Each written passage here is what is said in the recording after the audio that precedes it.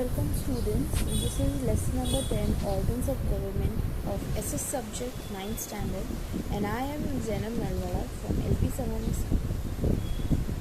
So in this chapter we are going to discuss about the major body forms of Indian government system. Let's start. There are three organs, three branches of our government, that is legislature, executive and judiciary. They all work separately, yet they all are linked together. We'll come to know is how.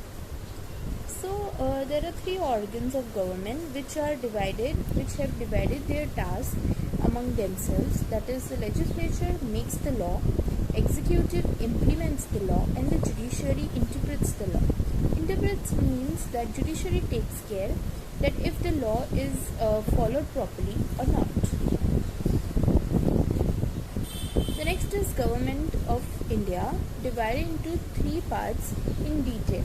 The first is a legislative, that is divided into two houses, the upper house and the lower house.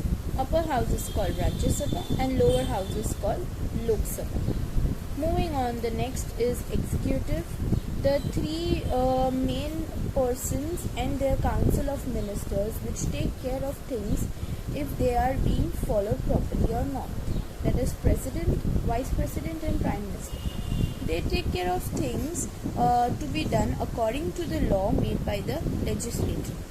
Then we have the judiciary, that are the courts, Supreme Court, High Court and District Courts. They take care of the things which are followed properly or not, and even if anybody have any complaint, then they will solve it. Moving on, currently there are 28 states, 9 union territories and their capitals in India. So it is important, and one of the main objectives of the nation is to maintain law and order throughout the nation, and at the same time to nurture and to protect them. So legislature, as per the Constitution of India, consists of a parliament at the center and the legislative assemblies at the state level. Moving on, India is a union of states, so state is completely independent and sovereign. The Indian parliamentary system has divided the powers according to the principle of division of powers between the center and the state, such that the legislature and the executive is totally interdependent on each other. We'll talk about the powers, that is judiciary is separate, independent and an impartial organ. As the picture states here, the judiciary system is always impartial and independent. So let's talk about in detail about division of power in legislature. So India is a republic having a parliamentary democracy. The representation of the people at the center is seen at the parliament, and at the state is seen at the legislative assembly. So at the center there is parliament, and at the state there is legislative assembly. So there are legislature is of two types, that is unicameral legislature. If you can see here, one chambered house is called unicameral and two chambers house is called bicameral.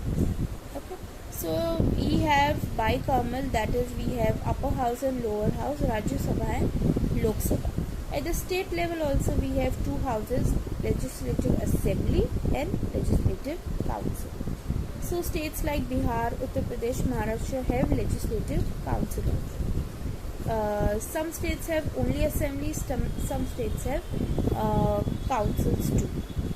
So this is a picture of India's legislative assembly.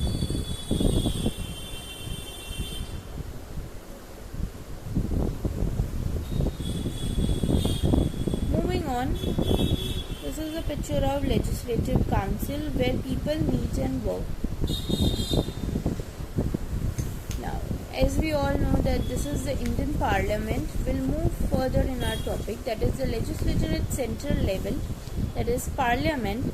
We'll talk first about the lower house, that is called Lok Sabha.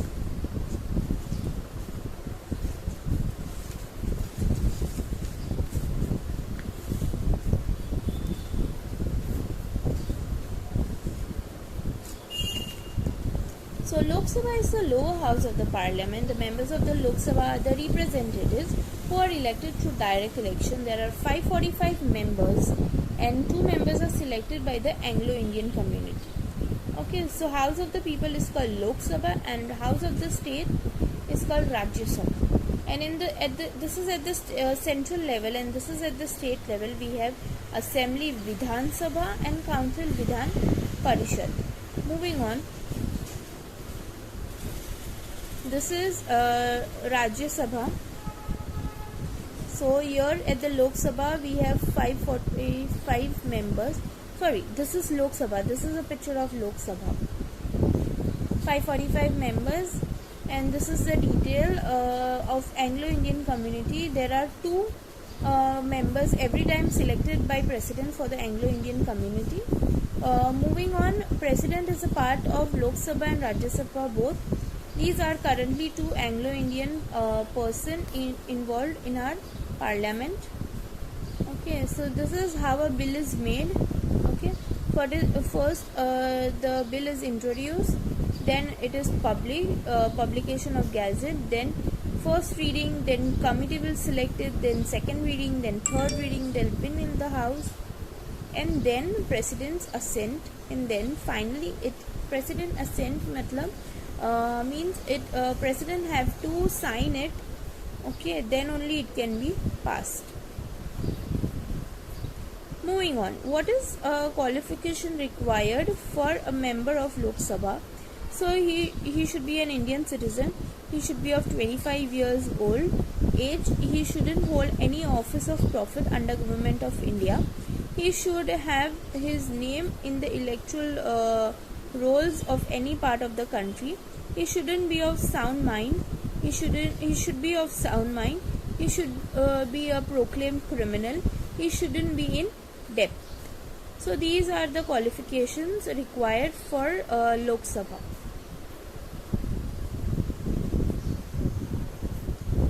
Moving on,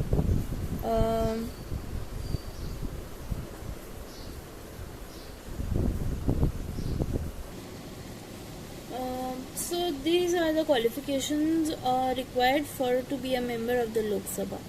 Moving on, qualification of Lok Sabha members we already did. The next topic is quorum.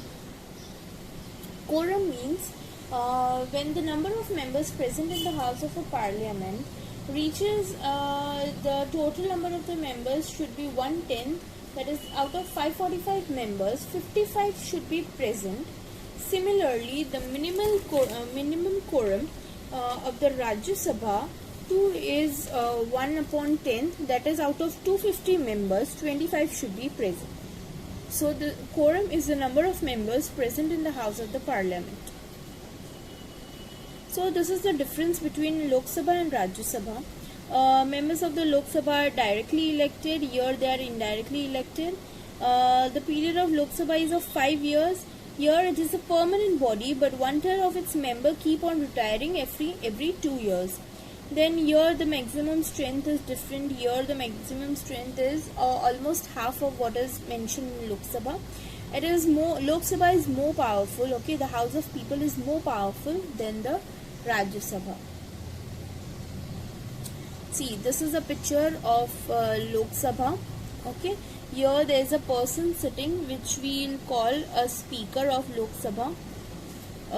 Moving on, Rajya Sabha. So in Rajya Sabha there are 250 members and 12 members are nominated by President. 238 members are elected.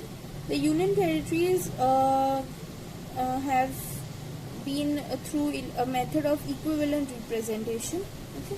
No one person can be a member of both the houses simultaneously. So if out of the 12 members which are elected by the President, this year the name of first 6 is given here. Okay, and the next 6 is given here. So these 12 members are elected by the President, and rest all are elected by the procedure. Okay. So qualification of membership for Rajya Sabha is as follows. He or she should be of 30 years of age. He should be a citizen of India, and he should be qualified and be elected as a member of Rajya Sabha if he or she is not of an unsound mind or insolvent or criminal. He should not be a government employee taking salary of or any profit. State of Gujarat has a representation of 11 seats in the Rajya Sabha, and it is a permanent house. It can never be dissolved, but 1/3 of its members retire every 2 years. So the numbers of members are eligible for re-election and re-nomination.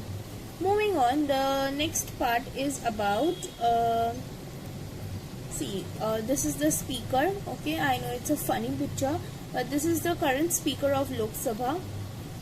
Moving on, this is the first person who was elected as the chairman. Okay, Dr. Sarvapalli Radhakrishnan, and this person is the current chairman of Rajya Sabha. Okay, there was a mistake. He is the current chairman of Rajya Sabha, and Dr. Sarvapalli Radhakrishnan was the first chairman of Rajya Sabha. Moving on, this Om Birla, the new Lok Sabha speaker.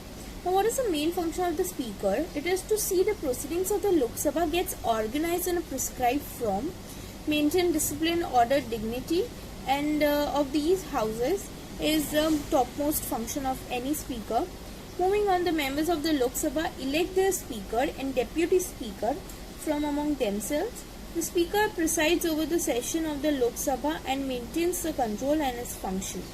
The speaker can belong to any of the political party and can have a strong support of any political party. But after being appointed as speaker, it is expected that the speaker carries out the proceedings of the parliament in a firm and impartial manner.